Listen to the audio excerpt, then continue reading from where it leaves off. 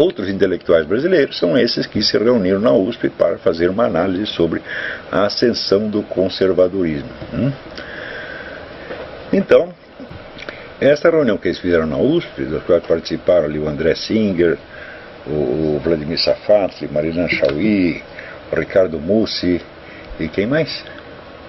Esqueci o nome do outro. Bom, de cara ela tem um mérito, tá certo? Que é um mérito tradicional da esquerda. Você não pode esquecer que a esquerda no Brasil é uma força altamente organizada há muitas décadas, tá certo? As organizações que remontam aos anos 30, 40, tá certo? E tem uma atividade constante, e essas reuniões para análise de conjuntura são um hábito, né, arraigado, tá certo? As análises de conjuntura nem sempre visam alguma ação, tá certo, imediata, mas elas são condição prévia da ação, e eles estão acostumados a fazer isso. O pessoal chamado da direita, o conservador, não tem a menor ideia do que é isso. Então, eu tento explicar isso a liberais, conservadores, etc., há aproximadamente 20 anos. Quer dizer, se você não tem um círculo de intelectuais que se reúne costumeiramente só para analisar a conjuntura, não haverá movimento político nenhum, nunca. É tudo fogo de palha, é tudo bobagem, tá certo? Então, quando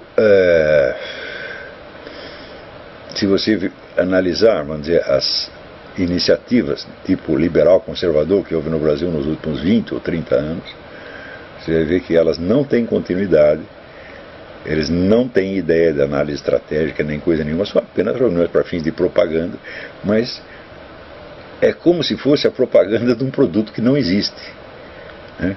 Porque por baixo da propaganda tem que haver um movimento organizado, com uma militância permanente, com fins táticos e estratégicos definidos, tá certo? E daí você faz propaganda em função disso. Agora, a atividade liberal conservadora, como eles veem os esquerdistas fazendo congresso, por exemplo, eles querem fazer congresso, se reunir, falar, só que não tem o produto por trás. Então é uma coisa de uma alienação psicótica. Então,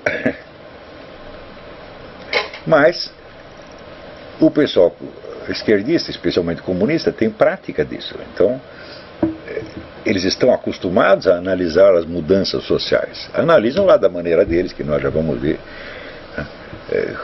como é que é, mas pelo menos esse mérito eles têm. Então, outro dia eu escrevi um artigo que eu mandei para o Diário do Comércio e que não foi publicado ainda e que pode servir também um pouco de baliza para o que eu quero explicar aqui.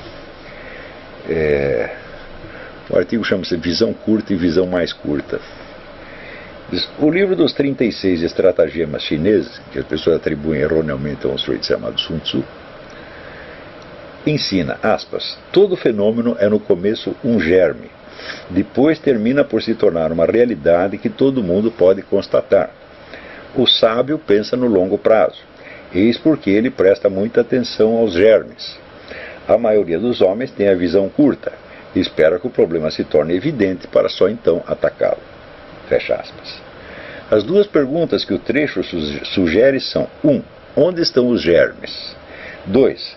Quando os problemas se tornam evidentes, aparecem claros para todo mundo ao mesmo tempo? A resposta à primeira pergunta não é nem muito difícil.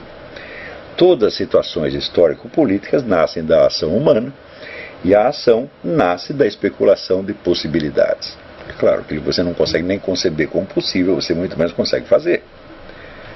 Quem especula possibilidades são os intelectuais, numa gama que vai desde os estudantes tagarelas, passando pelos ideólogos de partido, até os assessores e conselheiros de potentados da política e das finanças, culminando nos círculos discretos ou até semissecretos de inteligências privilegiadas, como, por exemplo, a Fabian Society, de 1883, o núcleo fundador da Escola de Frankfurt, o grupo de Stefan Georg, na Alemanha, ou a Tariqa de Fritjof Schwann. Das ideias que aí circulam, Algumas são esquecidas, algumas se modificam até tornar-se irreconhecíveis, outras acabam por se transmutar em forças políticas num prazo mínimo de 30 anos. Você vê, por exemplo, a ideia da Fabian Society foi fundada em 1883. Os primeiros sinais de uma ação política baseada naquilo aparecem no governo de Woodrow Wilson durante a Primeira Guerra, né? Mais ou menos 30 anos, 30, 40 anos. Não há um só partido, campanha ou movimento que não tenha começado assim, bem low profile. O analista que deseja saber para onde a política está indo ou de onde ela veio, tem, portanto, de se interessar por uma vasta rede de discussões que, para a mídia usual, é totalmente invisível. Só aparece em livros de poucos leitores, revistas acadêmicas, publicações nanicas, sites especializados, conversações pessoais, documentos reservados, etc. Quando as opiniões dos intelectuais brilham nos jornais ou na TV, é porque já não são germes, são aspectos e sintomas do fato consumado, às vezes empenhados precisamente em camuflar-lhe as origens. É por isso que o comentário jornalístico usual, simples reciclagem estilística do noticiário da véspera, quase nunca acerta em prever mesmo os desenvolvimentos mais inevitáveis da situação. Ainda nos anos 50, o ressurgimento do Islã como força política decisiva, inevitável para meia dúzia de estudiosos, parecia hipótese mítica aos olhos dos luminares da mídia. Parênteses. Quando eu comecei a estudar esse negócio de Islã, no Brasil, que foi na década de 80, isso ainda parecia tão distante da política, que as pessoas nem sabiam por que eu estava estudando aquilo.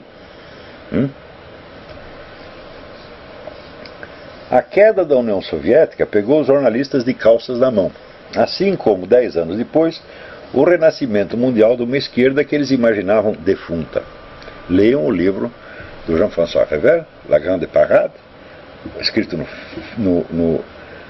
já perto do ano 2000, onde ele perguntava isso: como foi possível que aquilo que morreu na União Soviética agora esteja dominando tudo por toda parte, hein?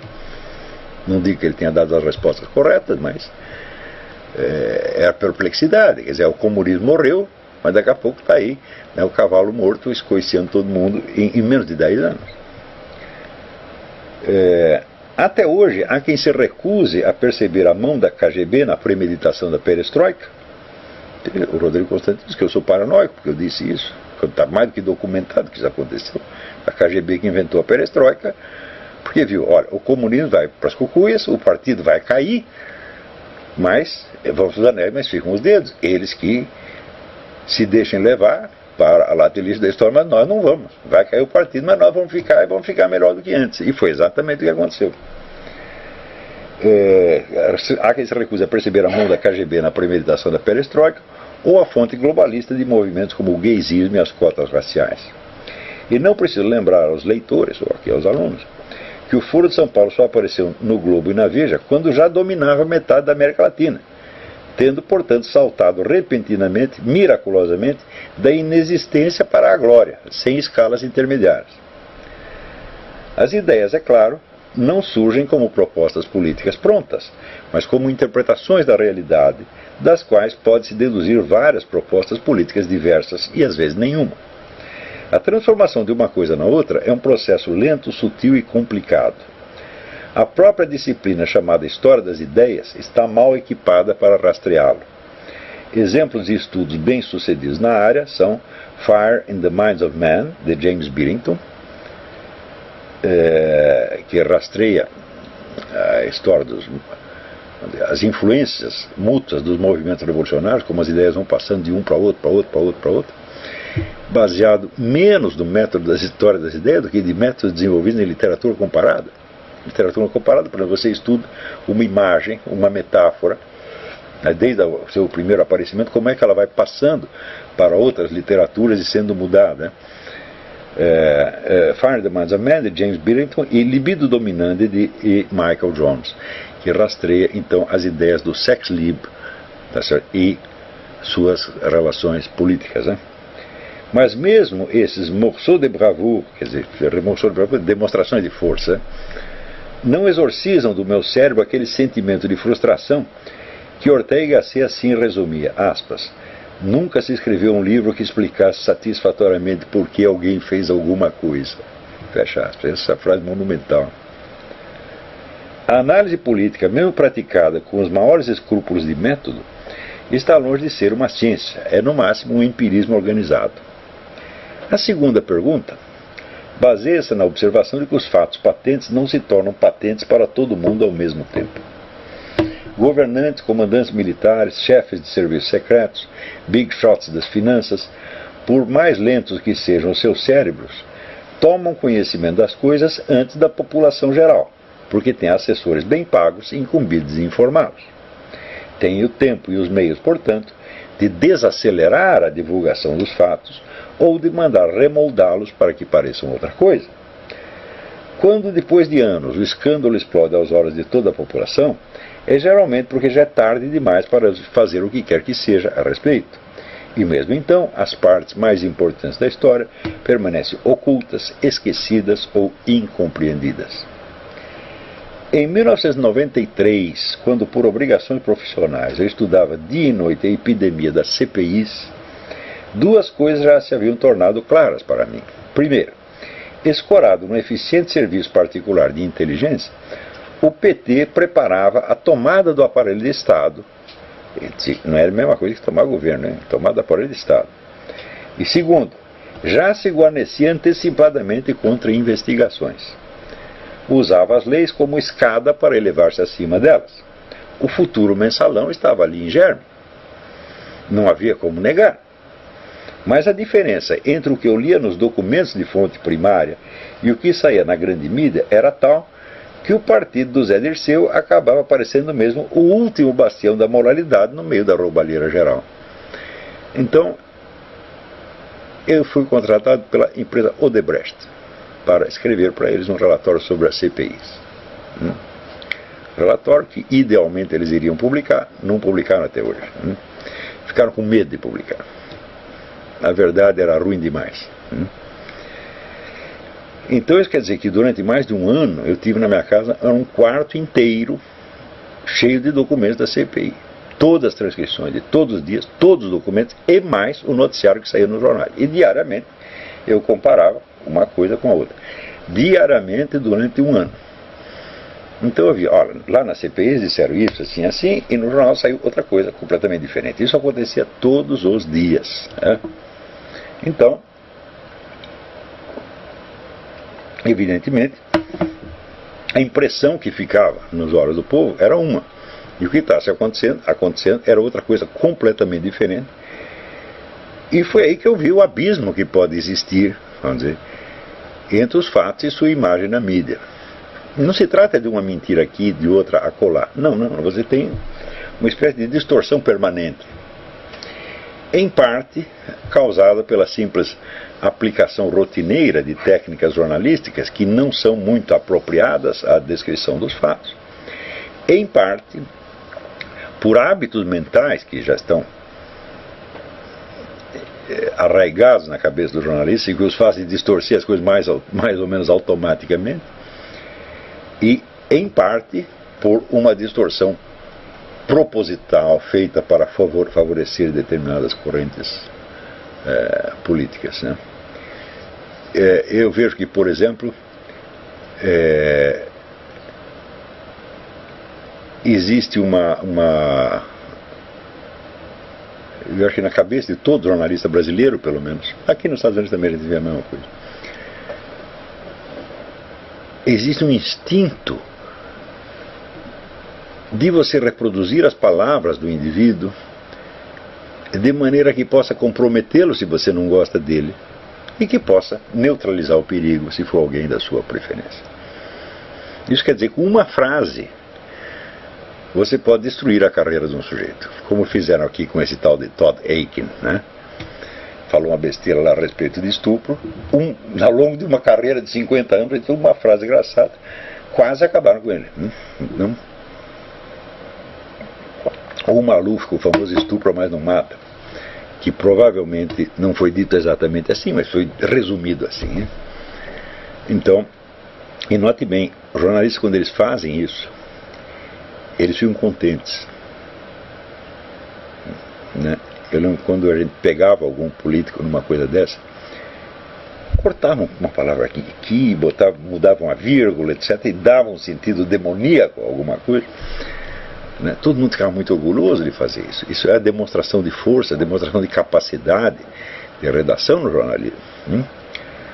Então isso já está incorporado nos hábitos, não é nem uma distorção ideológica, já é um hábito, assim, né?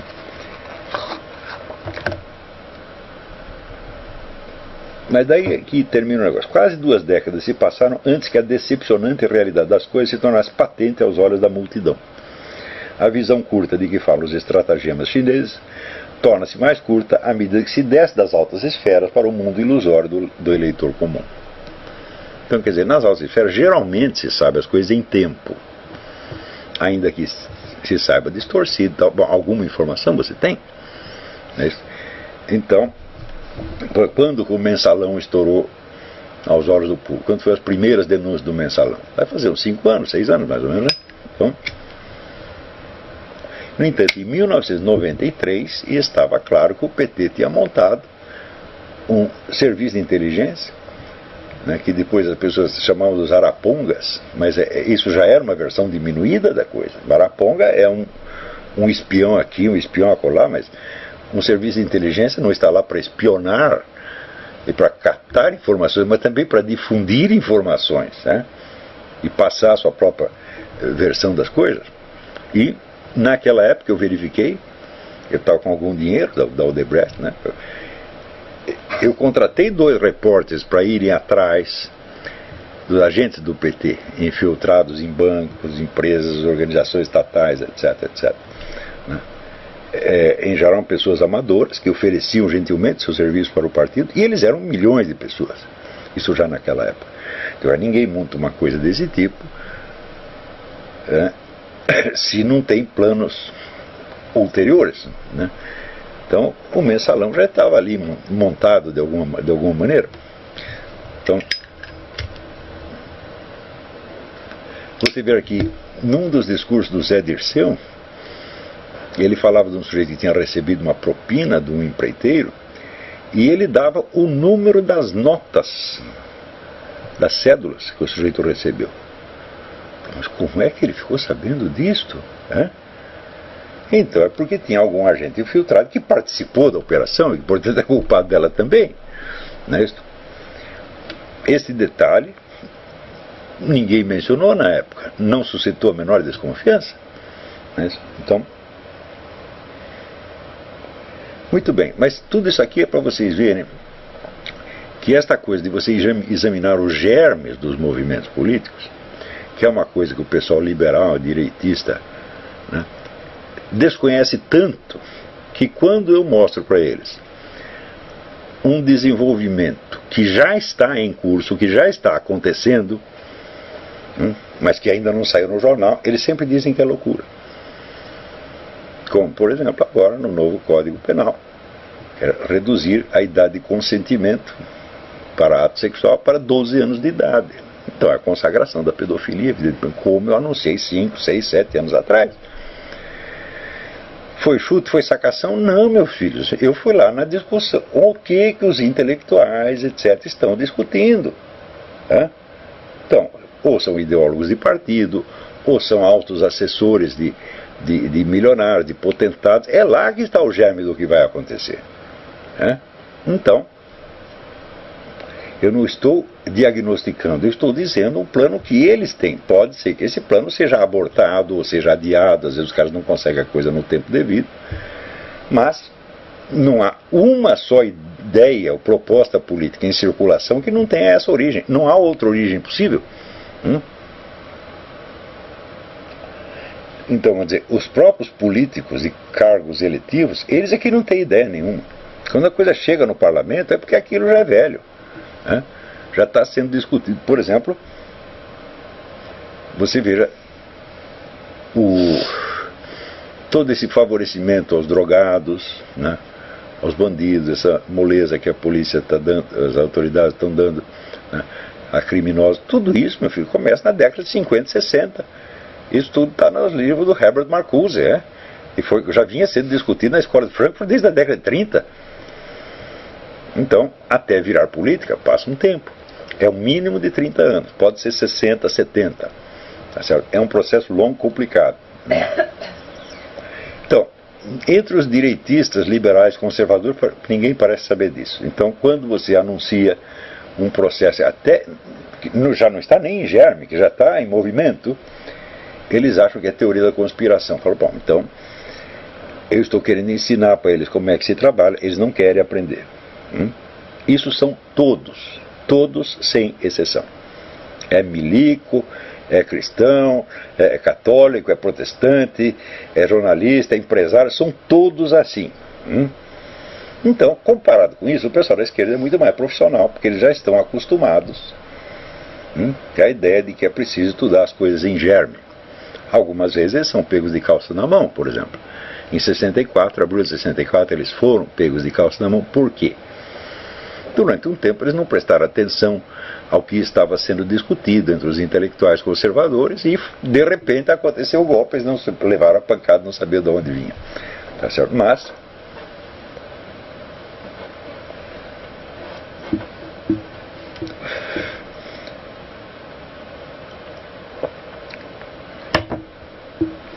é claro que depois tiveram que fazer um meia-culpa, né, e ficaram 2 ou 3 anos lá. Onde foi que nós falhamos, qual foi a bobagem que nós fizemos, né? E fizeram bem de fazer isso. Mas agora, então, houve este encontro na USP e fala da ascensão do conservadorismo. Essa ascensão que está, evidentemente, apenas em germe. Um germe muito pequenininho, mas que eles já dão como fato consumado.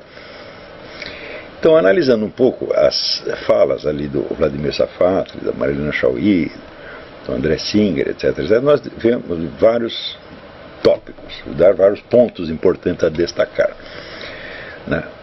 O primeiro é esse: eles estão atentos a um germe que pode crescer e virar um movimento político amanhã ou depois. Esse amanhã ou depois, que eu digo, eles não têm ideia, mas eu sei que é 30 anos. Eles pensam que é 2 semanas. Segundo, há um forte elemento paranoico na medida que eles dão o germe como uma ameaça real e presente. E, evidentemente,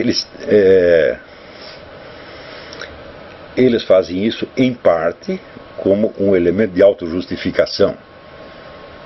Porque, de fato, não há nenhum partido de direita, não há nenhum partido conservador.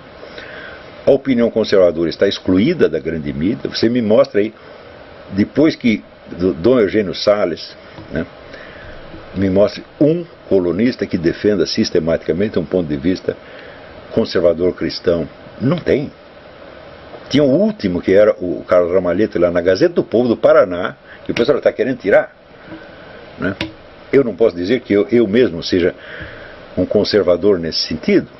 Eu não sou nunca estive presente na mídia para defender o ponto de vista conservador ou para defender qualquer outro programa de ação. Eu estou apenas analisando o que se passa.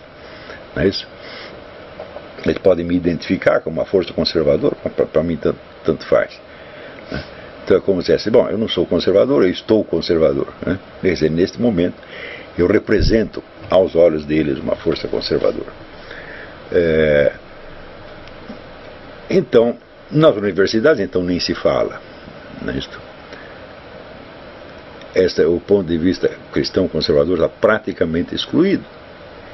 E, no entanto, aparecem, né, 4 ou 5 colunistas, 4 ou 5 não, hoje já são bem mais, né, são algumas dezenas de sites, né, cristãos, protestantes ou católicos, muito batalhadores. Você tem um forte movimento antiabortista, etc. E, aos poucos, isso foi configurando na cabeça deles um conservadorismo. Então, a descrição que eles fazem do fenômeno não tem nenhuma preensão objetiva sobre os fatos. Nada. Ou seja, os conceitos descritivos que eles usam são totalmente inapropriados ao assunto. Tá certo? Não há conexão com a realidade. Eles não são capazes de fazer uma descrição da situação real. Não são capazes. E, no fundo, nem imaginam que isso é possível. Então, o conjunto do que eles dizem pode ser interpretado não como uma descrição de um estado de coisas efetivo, mas como expressão do sentimento de identidade do grupo. Então eles perfilam uma ameaça e o exame desta ameaça reforça os elos de solidariedade entre os membros do grupo, portanto entre a plateia, os palestrantes e demais militantes. Então, nesse sentido, é um discurso ideológico na acepção mais técnica e objetiva do termo. Quer dizer, não é um discurso sobre a realidade, mas é um discurso de autoexpressão e de fortalecimento de um sentimento de identidade grupal. Olhar do ponto de vista da descrição da realidade, você sempre se pode pegar um discurso ideológico e examiná-lo como se fosse um discurso científico, porque às vezes ele vem com a pretensão no discurso científico, e neste caso, sim, são professores, são sociólogos, são filósofos, etc, etc. Então, eles vêm com o prestígio de uma descrição da realidade, tá certo? Então, como descrição da realidade,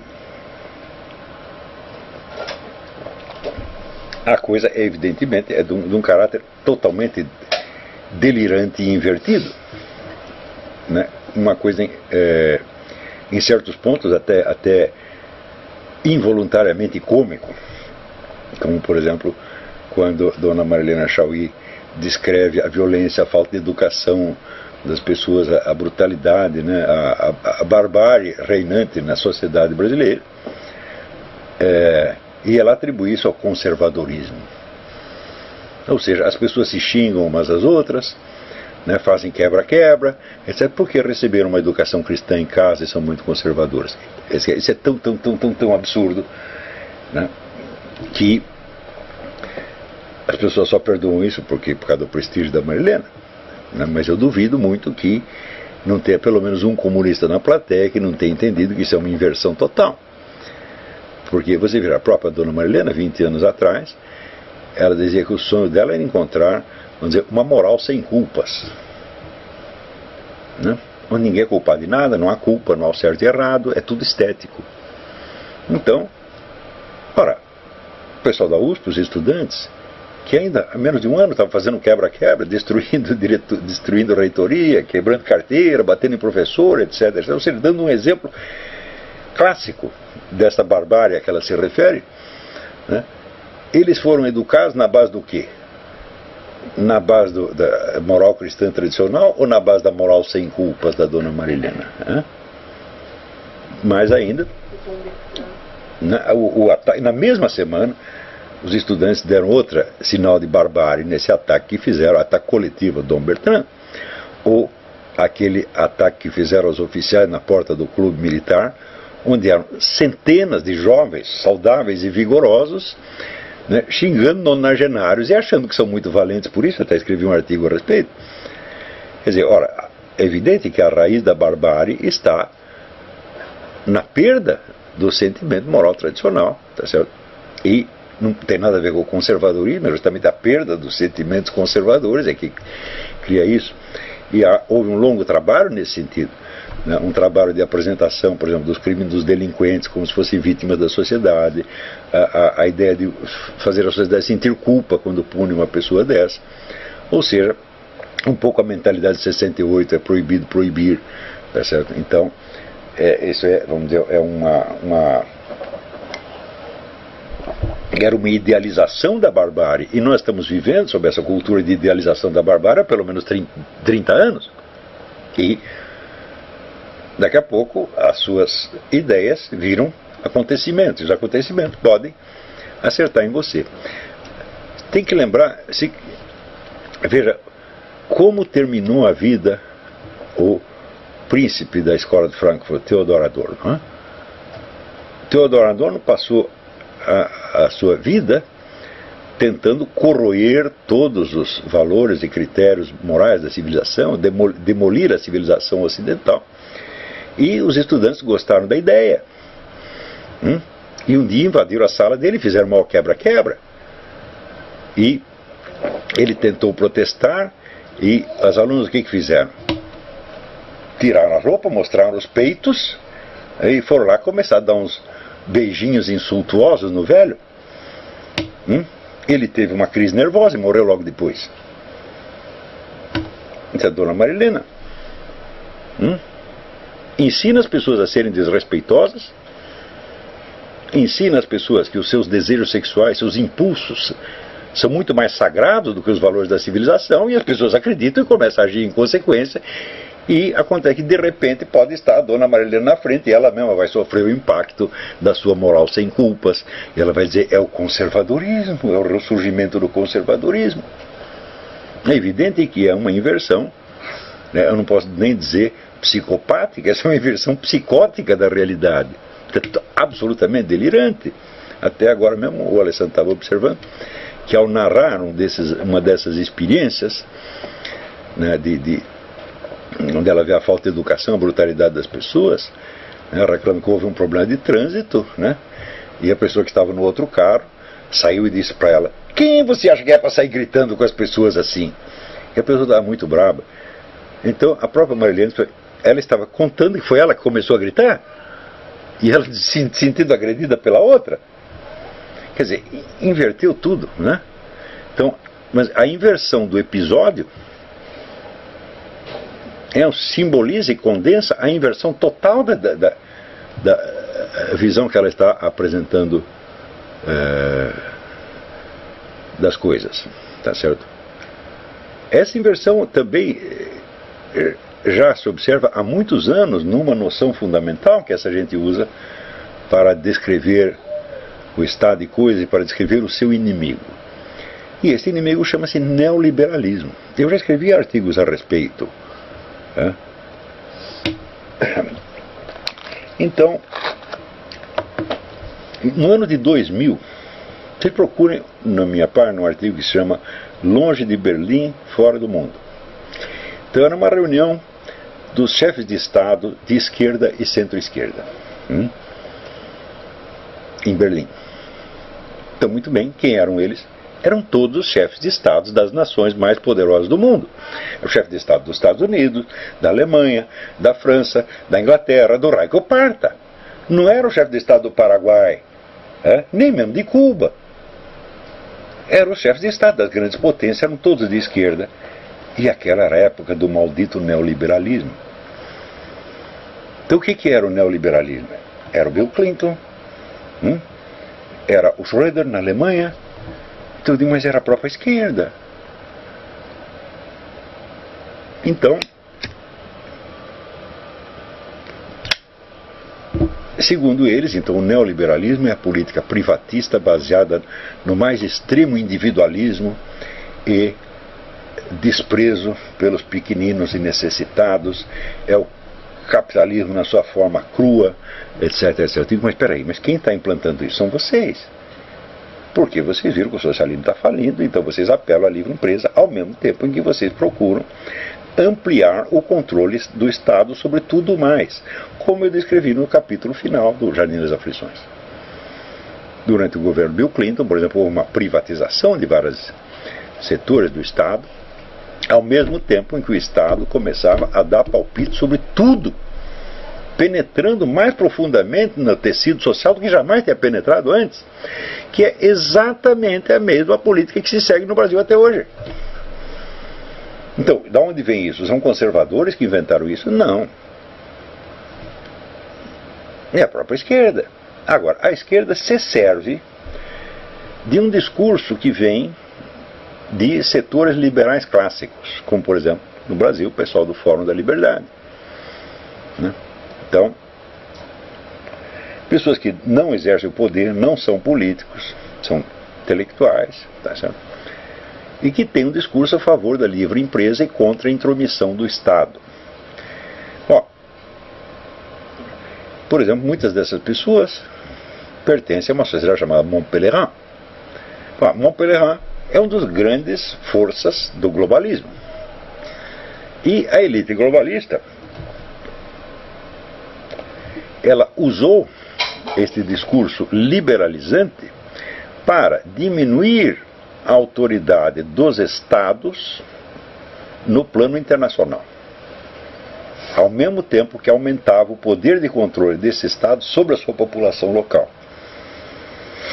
Na medida em que o Estado perde poder sobre as economias nacionais e abre as portas ao comércio internacional, então surge o quê? Você afrouxa os regulamentos nacionais, mundializa o comércio, daí acontece o quê? Aparece a necessidade das regulações multinacionais ou globais. Então, você veja, se você perguntar para mim, por exemplo, você é a favor do livre comércio? Eu digo, muito bem, o problema não é esse, o problema é o livre comércio entre quem e quem. E o livre comércio será regulado por quem? Este é o problema. Então, você é a favor de regulamentos protecionistas, né? Eu estudei muito a doutrina do protecionismo, estudei no Celso Furtado, estudei no guru dele, Mihail Manuilescu, a propósito do qual, no centenário do Mihail Manuilescu, fizemos um belo congresso de discussões no Banco Nacional, Banco Central da Romênia, né, cujo presidente me parecia na época, até esqueci o nome do cara, estou ficando velho, me parecia a pessoa mais competente e mais séria da Romênia, né? E ele é um dos caras que entendia o seguinte: como economista, não faz sentido você ser protecionista ou antiprotecionista, porque protecionismo é um instrumento político e não econômico. Do ponto de vista, vamos dizer, puramente capitalista, o protecionismo não faz sentido, o livre comércio é muito melhor.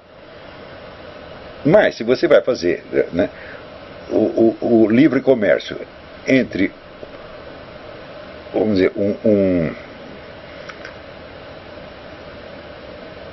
um Estado que está se enfraquecendo, perdendo sua soberania, tá certo? E grupos multinacionais que dominam os organismos internacionais, então é claro, isso é uma transferência de soberania desde a escala nacional para a escala mundial. Então você está matando os pequenos leviatãs para alimentar o grande leviatã global. Então, nesse sentido, eu sempre ficava bravo com os meus amigos liberais, porque eles tinham uma posição doutrinária em favor do livre comércio. Doutrinária não estratégica. Eu digo, claro, o livre comércio é bom, mas espera aí, você tem que saber jogar, né? Saber qual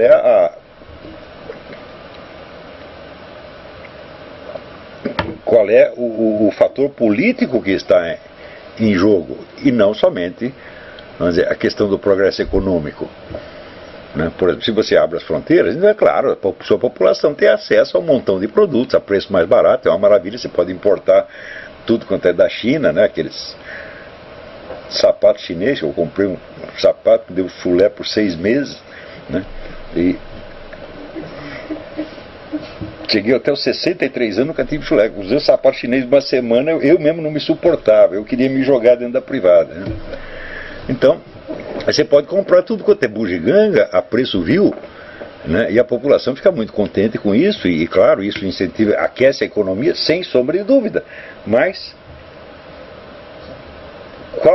para onde está sendo transferida a autoridade a qual o seu governo abdicou? Está sendo transferido para o seu povo ou para uma entidade multinacional? E essa entidade multinacional, ela é capitalista? Fala, de jeito nenhum, ela é socialista fabiana. Então, quer dizer, um problema com o pessoal conservador é o seguinte: todos eles são doutrinários, eles são a favor de umas coisas e contra outras, né? Eu digo, por que esta pressa de ser a favor? Primeiro você tem que saber o que está acontecendo, não é isso? A tomada de posição depende de saber, como diz, para usar a imagem de futebol, qual é o time que está jogando e contra quem. Às vezes ele não sabe, então por que como tomar posição? Então o problema não era assim, livre comércio versus protecionismo. O problema era soberania nacional versus governo global. Então, este pessoal da USP, eles são os grandes beneficiados por este processo, né? Porque à medida que vem a globalização da autoridade legisladora, vem junto como imposição das entidades internacionais todos os itens do programa cultural que eles querem impor. Gaysismo, feminismo, racialismo, etc, etc. Eles são fortalecidos por isto. E, ao mesmo tempo, demonizando o neoliberalismo. Neoliberalismo nunca existiu. É uma ficção. O que existe é esta articulação de livre comércio com mundialização da autoridade. Isto sim. Então, no qual o livre comércio não é a finalidade. Ele é um instrumento para a mundialização. Se ele fosse a finalidade, tudo esgotasse aí, então você tem o processo, vamos dizer, globalização é uma coisa e globalismo é outra. Tá, temos a globalização do comércio, ótimo. Tudo vai baratear, vai aquecer a economia, tá certo? Vai ter a circulação de capital, circulação de informação, circulação de cultura. É uma maravilha. Eu sou inteiramente a favor disso. Só que, qual é o preço? Tudo isso foi feito para fortalecer o poder da elite globalista, que é socialista e que alimenta esses mesmos caras. É a Fundação Rockefeller, é a Fundação MacArthur, é a Fundação Ford, etc, etc. Então, uma análise efetiva da realidade começa com a descrição da posição onde você está. E assim como um desenhista, ele tem que, em primeiro lugar, medir a sua distância do objeto. Então, quando o desenhista põe o lápis assim, ele está tomando ele mesmo, a sua posição, como unidade fundamental de medida em relação ao objeto. Então, distância dele ao objeto, posição dele em relação ao objeto e do objeto em relação a ele. Se ele não sabe onde ele está, então ele só pode fazer um desenho cubista. Onde o objeto aparece desde 1000 perspectivas totalmente desencontradas. Tá certo? E, evidentemente, isso não vai dar a menor ideia da estrutura objetiva do ente que você está desenhando. Então, a verdadeira sociologia, a verdadeira ciência política começa com a compreensão da sua posição na sociedade. Quem sou eu? De onde eu tiro o meu dinheiro? Quais são as pessoas com quem estou relacionado? Quais são as pressões que eu recebo? Quais são as expectativas que eu atendo? E assim por diante. Mas eles não podem fazer esta análise. Se começar a dizer, olha, metade de nós aqui vive da Fundação Rockefeller ou do George Soros. Então, isso significa que todo esse movimento neoliberal que nós estamos condenando, bom, ele abriu o comércio, favoreceu o livre mercado, mas favoreceu ao mesmo tempo e inseparavelmente a criação do poder multinacional que nos favorece. Então não podemos ser, nós só fingimos que somos contra. E daí, vamos dizer, esta ambiguidade que eu já observei em 2000, 12 anos atrás, gente. Ué, os neoliberais são todos de esquerda, pô. Leiam lá, procura o artigo 2000, foi publicado na época. Reunião dos chefes de Estado de esquerda. Quem chama o chefe de Estado de esquerda? Todos. E era a época que, no Brasil, a esquerda estava estrelando contra a política neoliberal, que era a política deles mesmo. Então, você veja, é claro que como descrição da realidade, isso é totalmente falho. Mas construir este fetiche, este fantoche, esse espantalho neoliberal, serve para quê? Para fortalecer o senso de identidade e de solidariedade grupal, que é exatamente o propósito do discurso ideológico.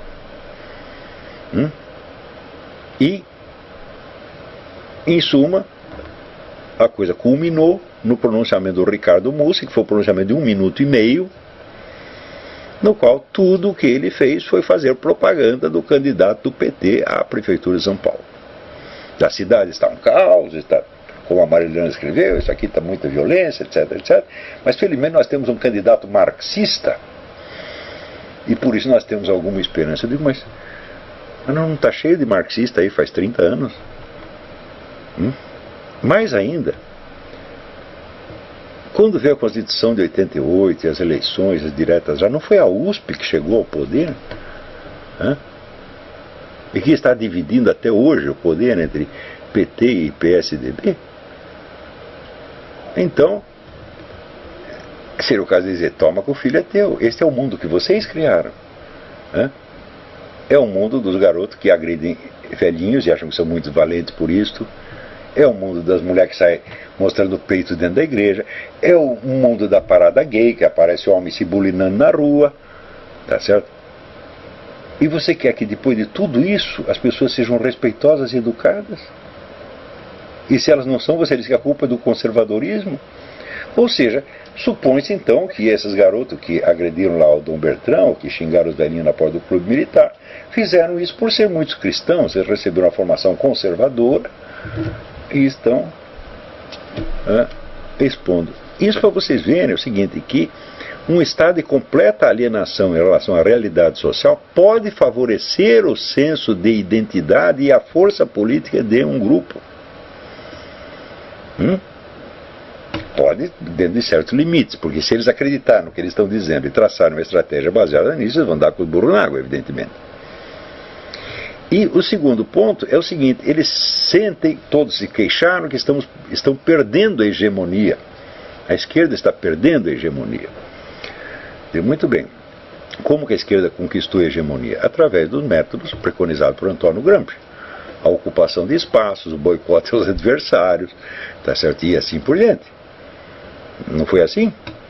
Demitiram todo mundo que não lhes interessava, ocuparam os espaços, etc, etc. Ora, e a força conservadora está fazendo a mesma coisa que eles? É assim que nós estamos ameaçando a hegemonia deles? Não, nós não ocupamos espaço algum, não pegamos emprego algum, não dominamos uma única instituição de cultura ou cargo público, apenas fazemos nossos blogs. E as pessoas, vamos dizer, ligadas à religião católica e evangélica fazem um movimento antiabortista, quase sem dinheiro, tá certo? E não tem apoio de grupos multinacionais, não tem nada. Portanto, se a opinião conservadora está obtendo algum pouco espaço na internet, não na grande mídia, e continua as portas fechadas, né? É porque em algo isso corresponde aos anseios do povo brasileiro, como demonstra pesquisa atrás de pesquisa, inclusive feita pela Folha de São Paulo. Quer dizer, o povo brasileiro continua sendo, pelo menos do ponto de vista moral, conservador, anti-abortista, anti-casamento gay, etc, etc. Então o que aconteceu? Aconteceu que este povo, não tendo canais de expressão, nem nos partidos políticos e nem nas instituições de cultura, se apega naquilo que tem. O que ele tem? Meia dúzia de blogs e as igrejas. É só isso que está acontecendo. Isso não é um movimento político ainda. E quando aparece alguma expressão política é de modo localizado, como por exemplo na política antiabortista, mas isso já é suficiente para alarmá-los. Entre outros motivos, porque você veja, eles estão acostumados à ideia de que a situação normal é eles terem não só a hegemonia, mas o controle total. Se aparece uma voz discordante, eles já ficam aterrorizados, como você vê. É uma espécie de mobilização nacional contra o Carlos Ramalhete, porque o sujeito faz uma coluna na Gazeta do Povo do Paraná. Um camarada escrevendo no jornal de um estado menor. Não pode ter, todo mundo fica. Não pode, porque eles têm medo. Então isso quer. Veja, quando o Lula, na última eleição, ele disse: finalmente a democracia venceu, todos os candidatos são de esquerda. Ele fala isso até com uma certa inocência, ele acha que isso é realmente o normal. E esses camaradas também acham. E é esse o ponto que nós chegamos.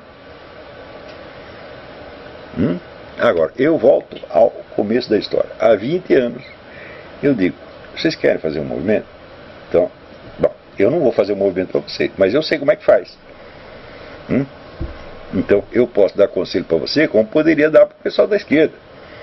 Por exemplo, ao pessoal da esquerda eu aconselharia, ó, não acredite no que você está falando, porque se você fizer uma estratégia baseada nisso, bom, os conservadores vão rir da sua cara e vão acabar vencendo, né? Então, isso que vocês disseram vale como propaganda. Para fora, da boca para fora. Como propaganda funciona por quê? Cria o medo e fortalece a solidariedade grupal. Mas não serve como base de informação factual para você criar uma estratégia, traçar uma estratégia. Esse é o conselho que eu daria para eles. Ou seja, pode fazer os outros acreditarem no que você está falando, mas você próprio não deve acreditar, né? Do mesmo modo, poderia dar o conselho para o pessoal da direita, como estou dando há 20 anos. Então, primeiro, você tem que criar uma geração de intelectuais altamente capacitados, capazes de fazer análise de conjuntura toda semana, sem nenhum propósito imediato. Você tem que mapear a situação e estar consciente dela. E mais ainda, você tem que se tornar capaz de apreender os movimentos em germe, para saber para onde a coisa está indo, para você poder traçar uma estratégia de modo a não ser pego de calças na mão dentro do fato consumado. Mas isso é a mesma coisa que falar com uma porta. E por que é assim? Por causa disso que diz o Zé Bonifácio. Nós realmente estamos lidando com um povo de gente fútil, tá certo? E gente, como toda pessoa fútil, muito insegura.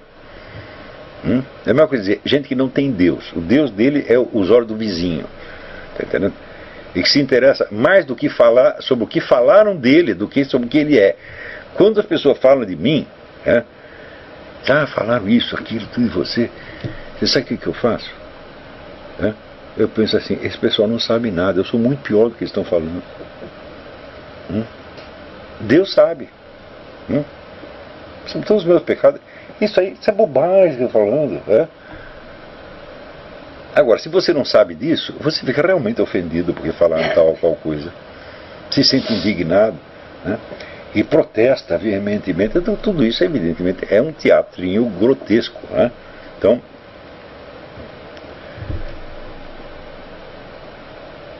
quando a pessoa inventa uma coisa ou outra a meu respeito e se chega por na internet, eu só respondo quando eu vejo que isso é uma oportunidade para ensinar outras coisas para outras pessoas.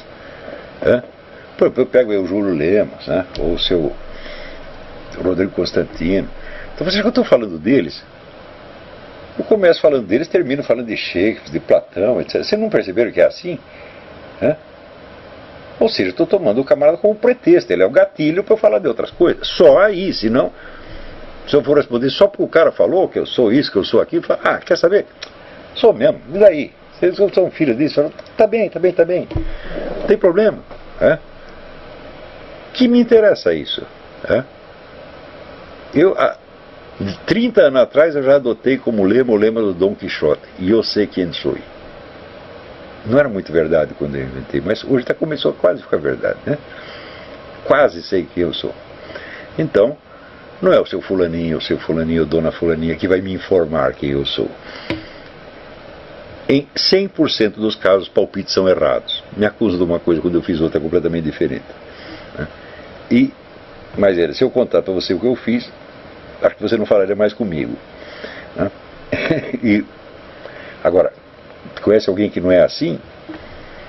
Tirando os santos, são todos assim. Então não se impressionem com essas coisas. Não se ofendam com o que falando de vocês. Mas quando alguém te xingar de alguma coisa, se coloca dentro de Deus e fala, será que eu não sou muito pior do que isso aí que o cara está falando? Às vezes não por isso, às vezes é por outra coisa completamente diferente.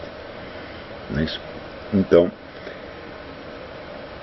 há muitos anos eu já desisti de ser compreendido como pessoa. Mas tem algumas palavras, algumas coisas, algumas dicas que eu dei, eu gostaria que fossem compreendidas. Porque é para vocês mesmo.